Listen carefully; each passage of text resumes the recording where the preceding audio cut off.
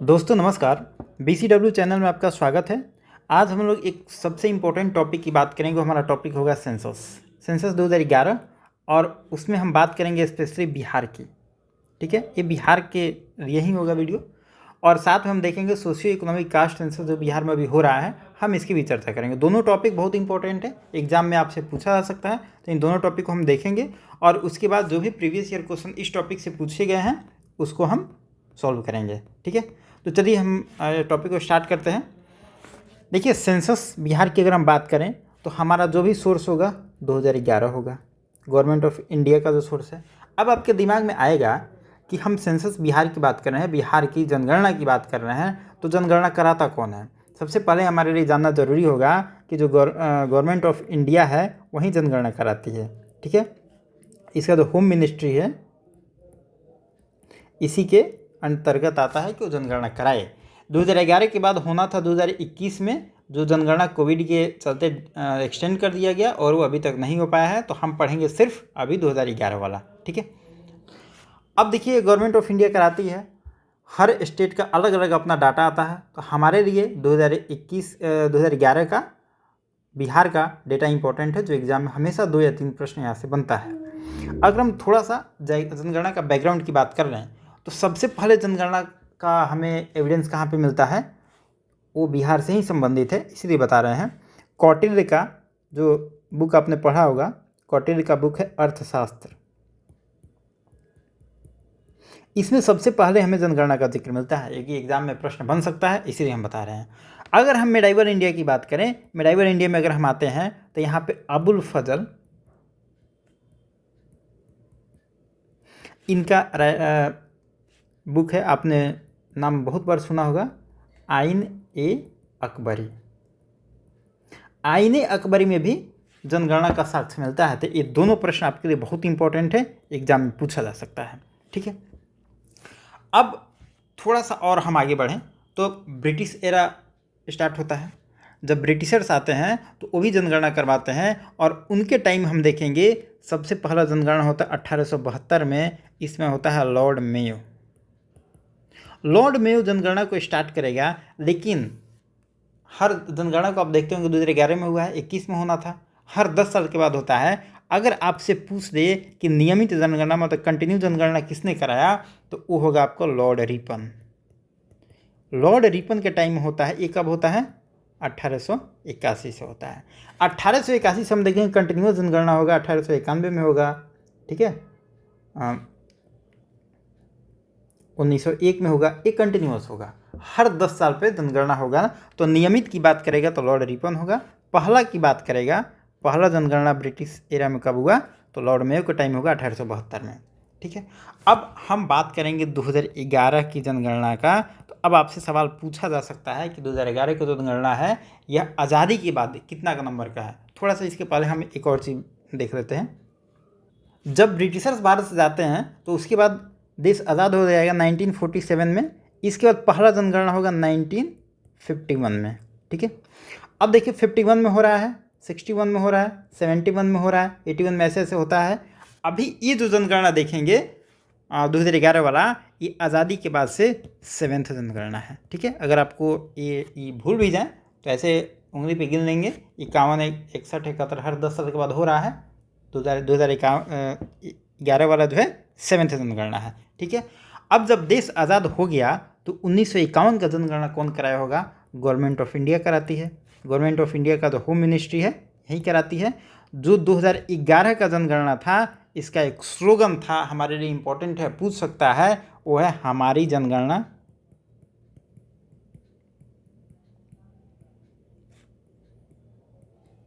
हमारी भविष्य।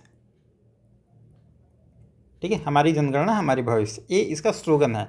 ये आता है पूरा आर्टिकल 246। ठीक है, अगर शेड्यूल की बात करें तो 7th शेड्यूल में आता है, और क्रम की बात करें तो क्रम आता है 69। ये सारे फैक्ट आपके लिए इंपॉर्टेंट है, एग्जाम में यहाँ से प्रश्न बनता है। ये भी पूछ सकता है, क्रम भी पूछ सकता है, आर्टिकल भी पूछ सकता है, ये स्लोगन भी पूछ सकता है। ये सारा फैक्ट इंपॉर्टेंट आपको याद रखना है। ठीक है, अब चलिए हमारा बैकग्राउंड कंप्लीट हो गया। अब हम चलते हैं सीधे बिहार में, और बिहार में देखते हैं हमें पढ़ना क्या क्या है। देखिए, जनगणना में सेंसस में देखेंगे सिर्फ डेटा है और कुछ नहीं है। हम बात करेंगे पहले पॉपुलेशन का। पॉपुलेशन कितना है? बिहार का पॉपुलेशन अगर हम देखें, टोटल पॉपुलेशन की बात करें, ये है 10, 40, 99, 452। आप ऐसे याद कर लेंगे। और देखिए यह डिट्टो यही सवाल एग्जाम में पूछा है आपके, ठीक है। तो यहाँ से जो भी फैक्ट हम बता रहे हैं बहुत इंपॉर्टेंट है, आप इसको याद करेंगे। एक बार में थोड़ा दिक्कत होगा, 2 बार 3 बार में देख लेंगे। अगर हम, ये तो बिहार की हम बात कर रहे हैं, ये बिहार का पॉपुलेशन है। अगर हम इसको इंडिया के हिसाब से देखें तो ये कितना होगा? इंडिया के हिसाब से देखें तो ये होगा 8.6%। मतलब जो इंडिया का पॉपुलेशन है, अगर इंडिया का पॉपुलेशन 100 है तो इसमें 8.6% जो लोग हैं वो बिहार के हैं, ठीक है। इसका मतलब यही हुआ। तो अगर आपसे पूछा जाए कि इंडिया का जो पॉपुलेशन है उसके कंपैरिजन में बिहार का कितना परसेंटेज है पॉपुलेशन, तो 8.6 है, ठीक है, याद रखेंगे। तो अब आपके दिमाग में आ रहा होगा कि इंडिया में सबसे टॉप पॉपुलेशन वाले कौन स्टेट हैं?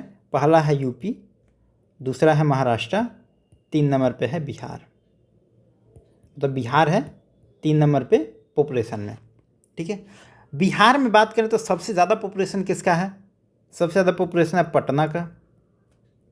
2 नंबर पे है आपका पूर्वी चंपारण। पूर्वी चंपारण वही जगह है जिसका हेड क्वार्टर है मोतिहारी। गांधी जी यहीं पे आए थे, ठीक है। जो चंपारण सत्याग्रह करते हैं मोतिहारी से, यही है ईस्ट चंपारण, ठीक है। 3 नंबर पे बात करें हम मुजफ्फरपुर। मुजफ्फरपुर है। ये तीनों याद रखेंगे। पॉपुलेशन में सबसे टॉप पे है पटना, पूर्वी चंपारण, मुजफ्फरपुर। अंतिम में देखेंगे सबसे कम अगर पूछ दे वो है आपका शेखपुरा। शेखपुरा सबसे कम जनसंख्या है यहाँ का, ठीक है। अब देखिए यहाँ से 1-2 प्रश्न भीतर से पूछा जा सकता है कि अमूमन एक डिस्ट्रिक्ट में जो हम लोग एमपी चुनते हैं, जब संविधान बना तो हम लोगों ने मान के चला कि 10 लाख जनसंख्या होगी तो उस पर 1 एमपी होंगे। तो आपसे प्रश्न बन सकता है कि 10 लाख से कम जनसंख्या वाला कितना डिस्ट्रिक्ट है? बिहार में देखेंगे 3 मात्र डिस्ट्रिक्ट है जिसकी जनसंख्या 10 लाख से कम है, ठीक है। बाकी जो जितने डिस्ट्रिक्ट है, मतलब टोटल 38 है ना, तो 38 से 35 डिस्ट्रिक्ट ऐसे हैं जिसकी जनसंख्या 10 लाख से ज़्यादा है, ठीक है। ये याद रखेंगे। एक लाइन का सवाल यहाँ से जनसंख्या से बन सकता है, मतलब पॉपुलेशन वाला से। अब पॉपुलेशन तो देख लिए सब, अब हम देख लेते हैं पॉपुलेशन डेंसिटी कितना है। अगर हम नेशनल लेवल पे बात करें तो पॉपुलेशन डेंसिटी कितना है? 382। ये है इंडिया का। अगर हम बिहार की बात करें तो बिहार का पॉपुलेशन डेंसिटी कितना है? 1106। देखिए कितना ज़्यादा है, ठीक है। तो ये हो गया बिहार का पॉपुलेशन डेंसिटी। ये कई बार एग्जाम में पूछा हुआ है, याद रखेंगे इसको। अब एक और चीज़ देख लेते हैं, पॉपुलेशन डेंसिटी बिहार में सबसे ज़्यादा किस स्टेट का है? सबसे टॉप पे है शिवहर, इसका 1880। इसके बाद है पटना, इसका 1823। और 3 नंबर पे है आपका दरभंगा। दरभंगा का है 1782। सबसे कम की अगर हम बात करें, सबसे कम है आपका कैमूर, सबसे कम है। कैमूर में कितना है? 488। मतलब ये भी जो नेशनल है उससे कहीं ना कहीं ज़्यादा ही है, ठीक है। जो बिहार का सबसे कम डेंसिटी पॉपुलेशन डेंसिटी वाला जो जिला है वो भी नेशनल लेवल पे जो एवरेज है उससे ज़्यादा ही है। ये भी एक प्रश्न बन सकता है, आप याद रखेंगे, ठीक है। देखिए आप यहाँ पे 2-3 चीज़ याद रखेंगे। तो शिवहर याद रखेंगे, सबसे ज़्यादा है इसका 1880। 2 नंबर पे पटना है, 3 पे दरभंगा है, सबसे कम कैमूर पे है। बस यहाँ से 2 ही प्रश्न बन सकता है। पॉपुलेशन डेंसिटी हो गया। चलिए अब थोड़ा सा हम एजुकेशन की बात कर रहे हैं। देखिए एजुकेशन में बिहार की स्थिति बड़ा ख़राब है। अगर आप ऑफिसर बनेंगे तो फिर यहाँ पे कुछ काम करिएगा, बहुत स्कोप है काम करने का। तो ये कुछ हुआ ही नहीं है तो स्कोप ही स्कोप है, ठीक है। अगर हम एजुकेशन की बात करें तो बिहार की जो लिटरेसी रेट है 61.8% है, ठीक है। जिसमें हम मेल की बात करें तो मेल का है 71.2 और फीमेल की बात करें तो फीमेल का है 51.5। ये सभी डाटा इंपॉर्टेंट है। हम बार बार कह रहे हैं यही फीमेल वाला डाटा CDPO नहीं, अभी जो टीचर वाला एग्ज़ाम हुआ था उसमें पूछा था कि बिहार में फीमेल लिटरेसी कितना है। ठीक है, तो आप सभी याद रखेंगे। ये सब डाटा कहीं ना कहीं एग्ज़ाम में ना हमेशा पूछा जाता है, बहुत इंपॉर्टेंट है। अब बिहार में सबसे टॉप पे कौन स्टेट है लिटरेसी में? तो मेल हो या फीमेल हो, दोनों में आप देखेंगे रोहतास। रोहतास का लिटरेसी रेट बहुत अच्छा है, पटना से भी अच्छा है। तो मेल फीमेल किसी में अगर पूछा जाए कि बिहार में कौन सा ज़िला है जो सबसे ज़्यादा साक्षर है, मतलब सर्वाधिक साक्षर है, तो वहाँ पे होगा लिटरेसी रेट सबसे ज़्यादा किसका है? तो रोहतास का है। ठीक है, मेल फीमेल दोनों में है। अगर मेल की बात की जाए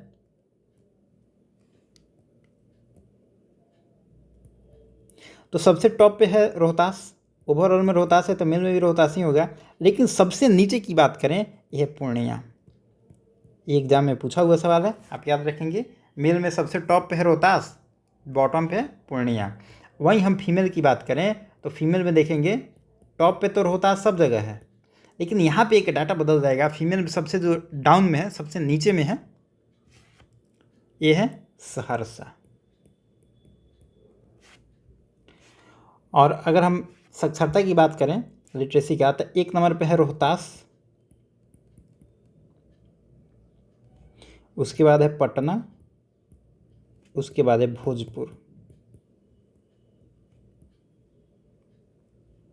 और लास्ट में हम एक ट्रिक बताएंगे कि अगर लिटरेसी रेट, ये सब कोई भी रेट अगर पूछे, सेंसस से रिलेटेड कोई भी रेट अगर आपसे परसेंटेज पूछे, अगर तुक्का मारना हो तो तुक्का कैसे मारेंगे, एक ट्रिक हम लास्ट में बताएंगे। ठीक है, एजुकेशन में 1 पे है रोहतास, 2 पे है पटना, 3 पे है भोजपुर। ठीक है, एक यहाँ पे एक प्रश्न बन सकता है कि देखिए देश का लिटरेसी रेट 74%। ठीक है, इंडिया का लिटरेसी रेट है 74%, लेकिन रोहतास का लिटरेसी रेट इससे ऊपर है। अगर आपसे सवाल पूछ दिया जाए कि वह कौन सा डिस्ट्रिक्ट है जिसका लिटरेसी रेट भारत के लिटरेसी रेट से ज़्यादा है, तो वह एकमात्र स्टेट है, डिस्ट्रिक्ट है रोहतास। मतलब रोहतास का जो लिटरेसी रेट है वो इंडिया के इससे ज़्यादा है। ठीक है, एकमात्र डिस्ट्रिक्ट है रोहतास। आप इसको याद रखेंगे, यह एक लाइन का सवाल बन सकता है। ठीक है, अब बात कर रहे थे हम सेक्स रेशियो का।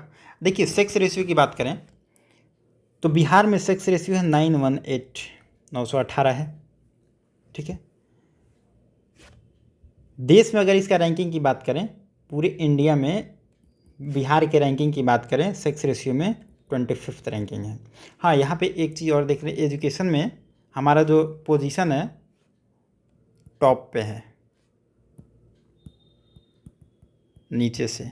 एजुकेशन में बिहार का जो रैंकिंग है वो टॉप पे है, नीचे से। ठीक है, आप इसको याद रखेंगे। सेक्स रेशियो की बात करें, रैंकिंग हमारा 25 है पूरे, अगर इंडिया में बात करें तो हमारा 918 सेक्स रेशियो है। सेक्स रेशियो का मतलब होता है 1000 मेल पर कितना फीमेल है। हालांकि बराबरी तो ऐसा ही होना चाहिए, 1000 में 1000 जैसे कि यह है, लेकिन ऐसा होता नहीं है। अब देख लेते हैं कि बिहार का कुछ ऐसा ज़िला जहाँ पे सेक्स रेशियो अच्छा है, वो एकमात्र ज़िला है, वो है गोपालगंज। इसका सेक्स रेशियो 1021, और यह बीपीएससी का फेवरेट सवाल है। कई बार पूछा है कि बिहार का कौन सा ज़िला है जिसका सेक्स रेशियो ज़्यादा है, सबसे ज़्यादा है, तो है गोपालगंज, यहाँ पे सबसे ज़्यादा। ठीक है, तो सबसे अच्छा सेक्स रेशियो है गोपालगंज का। ठीक है, इसके बाद है आपका सीवान, इसके बाद है सारण। तीनों देखेंगे तो करीब करीब में ही है, आसपास में ही है। ठीक है, यूपी से टच करता है तीनों, गोपालगंज, सीवान, सारण। सबसे ज़्यादा अगर हम सेक्स रेशियो की बात करें मैक्सिमम, तो गोपालगंज, सीवान, सारण हो ही गया। ठीक है, और यहाँ से सबसे कम तक अगर पहुँचेंगे, ये होगा आपका मुंगेर। मुंगेर में कितना है? 876। याद रखेंगे, ये भी एग्जाम में कई बार सवाल पूछा हुआ है, हमेशा पूछता है। देखिए मैक्सिमम और मिनिमम वाला याद रखेंगे। इसको हटा दीजिए, सेक्स रेशियो देखिए यहाँ पे गोपालगंज मैक्सिमम है, मुंगेर मिनिमम है। ठीक है, अब एक सवाल और बनता है चाइल्ड सेक्स रेशियो। आखिर जो बच्चे पैदा हो रहे हैं, बच्चे ही तो आगे चल के जवान होंगे, तो चाइल्ड सेक्स रेशियो की बात करें तो यहाँ पे सबसे ज़्यादा है किशनगंज का, किशनगंज टॉप पे है, और सबसे कम है आपका वैशाली का। और चाइल्ड सेक्स रेशियो बिहार का अच्छा है, ये है 935, याद रखेंगे इसको, ठीक है। मतलब इस दोनों को अभी का रेशियो कितना है 918 और चाइल्ड का है 935। मतलब कहा जा सकता है कि आने वाले दिनों में बिहार का सेक्स रेशियो अच्छा होने वाला है, ठीक है। चलिए अब एससी और एसटी के बारे में पूछता है। एससी बिहार में कितना है? टोटल जनसंख्या का 15.91% एससी की जनसंख्या है, ठीक है। और एससी सबसे ज़्यादा है कहाँ पे? अगर हम पॉपुलेशन पे बात करें, पॉपुलेशन सबसे ज़्यादा कहाँ पे है? वो है आपका गया में। और जनसंख्या सबसे कम इनकी कहाँ है? शिवहर में। एक और क्वेश्चन इससे बनता है कि परसेंटेज में सबसे ज़्यादा कहाँ पे है? अगर परसेंटेज पे पूछ दिया जाए तो परसेंटेज में होगा गया में। कितना है? 30% यहाँ पे एससी है। और एसटी की बात करें, एससी सबसे कम परसेंटेज में कहाँ है? वो है किशनगंज में, ठीक है। अब एससी में एक और चीज़ हम देख लेते हैं। एससी का बिहार में जो विधान सभा है उसमें कितना सीट है? 38 सीट है, याद रखेंगे, एग्जाम में भी प्रश्न कई बार पूछा हुआ है। अब एसटी की बात कर लेते हैं। शेड्यूल ट्राइब में, शेड्यूल ट्राइब बिहार की जनसंख्या का 1.3% है, बहुत कम है। अगर हम इनके पॉपुलेशन की बात करें तो इनका पॉपुलेशन सबसे ज़्यादा कहाँ पे है? पश्चिम चंपारण, जहाँ है वाल्मीकि नगर टाइगर रिजर्व, ठीक है। और सबसे कम कहाँ पे है? ये है शिवहर। अगर परसेंटेज की हम बात करें, परसेंटेज कहाँ पे है, तो परसेंटेज में फिर से आ जाएगा, मैक्सिमम है पश्चिम चंपारण में, और जो मिनिमम है वो है आपका खगड़िया।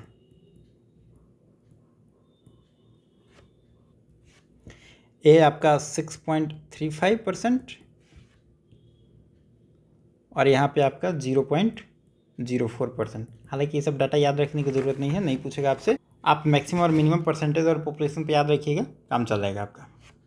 हाँ, एक और चीज़ यहाँ पे कि एसटी का कितना सीट है यहाँ पे बिहार में विधान सभा में, देखेंगे 2 सीट हैं। कौन कौन सा सीट है?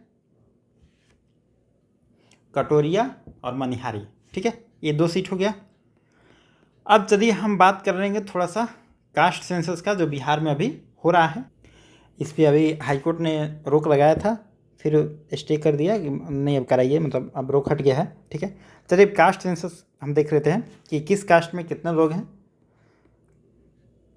चलिए सबसे पहले स्टार्ट करते हैं कि यह शुरुआत कब से हो रहा है। ये हो रहा है आपको 7 जनवरी 2023 से। तो 7 जनवरी 2023 से स्टार्ट होगा। ये कब तक चलेगा? 21 जनवरी तक। 21 जनवरी तक देखिए 2 फेज में होगा। ये पहला फेज होगा 7 जनवरी से 21 जनवरी तक चलेगा। दूसरा फेज होगा इसका अप्रैल में स्टार्ट हुआ, ठीक है, मतलब स्टार्ट हुआ है जनवरी और अप्रैल में। अप्रैल में स्टार्ट हुआ 1 अप्रैल से। तो पहला फेज में ये हुआ कि हमने सिर्फ, मतलब जो भी जाते थे कास्ट सेंसस करने के लिए, जो भी टीचर जाते थे घर पे, वो सिर्फ फ्लैट नंबर देते थे। फ्लैट नंबर दे दिए, एक्स आपका फ्लैट का नाम हो गया, ठीक है। और साथ में घर का जो मुखिया है, जो हेड है, उसका नाम ले लिया, मतलब आपका हाउस नंबर एक्स हो गया और आपका नाम ए है, हम ले लिए और चले आए। फर्स्ट राउंड में हमने इतना काम किया। दूसरे राउंड में जब ये लोग गए तो हाँ भाई, आपका एक्स नंबर घर है, आपका जो मुखिया है घर के नाम है, उनका नाम है हेड, अब आपसे हम ये जानकारी लेंगे। तो 26 क्वेश्चन किया गया इनसे। 26 क्वेश्चन इंपॉर्टेंट है, आपसे एग्जाम में पूछा जा सकता है कि जब हम कास्ट सेंसस कर रहे थे सेकेंड राउंड में, तो कितना क्वेश्चन आपसे किया गया? 26 क्वेश्चन किया गया, मतलब 26 जानकारी लिया गया कि आप घर पे क्या, आप क्या करते हैं, काम क्या करते हैं, बच्चे कितने हैं, मतलब जो भी हो आपके बारे में, जो भी हो वो 26 क्वेश्चन पूछा गया, ये सवाल एग्जाम में आ सकता है। ठीक है, ये जो कास्ट सेंसस शुरू हो रहा है, इसकी शुरुआत कौन किया?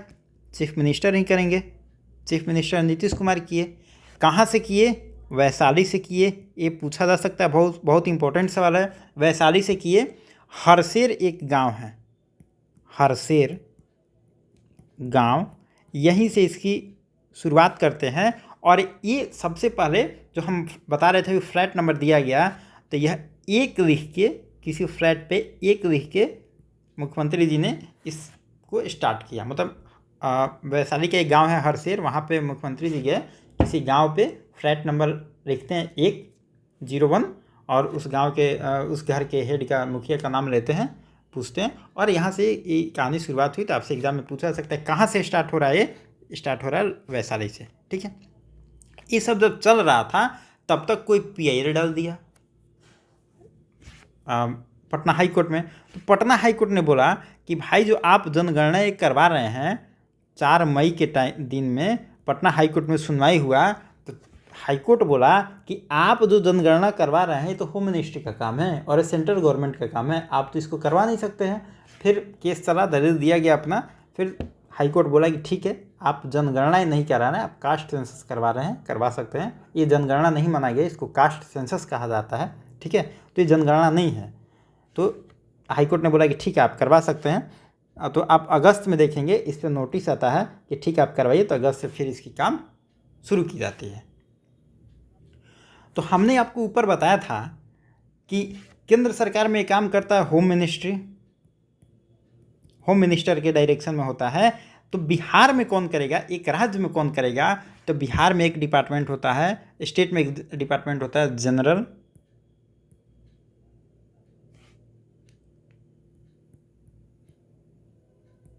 Administration department, GAD। आपसे एग्जाम में पूछा जा सकता है कि जो बिहार में कास्ट सेंसस कराया जा रहा है वो किस डिपार्टमेंट के थ्रू हो रहा है? तो जनरल एडमिनिस्ट्रेशन डिपार्टमेंट के थ्रू हो रहा है। और एक ऐप बनाया गया है, बीजागा ऐप। ठीक है, बीजागा। इस ऐप पे सारा जानकारी जनगणना से रिलेटेड, कास्ट सेंसस से रिलेटेड रहेगा। जनगणना नहीं, मतलब कास्ट सेंसस से जो भी रिलेटेड जानकारी है बीजागा ऐप पे रहेगा। आपसे यह एग्जाम में पूछ सकता है, बहुत इंपॉर्टेंट सवाल बन सकता है कि बीजागा ऐप किससे संबंधित है। तो कास्ट सेंसस का जो भी डेटा आएगा हम इस पर अपलोड करेंगे और आप उसको देख सकते हैं। ठीक है, तो बीजागा ऐप हो गया। तो ये सब कुछ इंपॉर्टेंट टॉपिक था, आप इसको पढ़ लेंगे, एग्जाम में ये सब पूछने का चांस ज़्यादा है। तो मिलते हैं किसी नेक्स्ट वीडियो में, तब तक के लिए थैंक यू।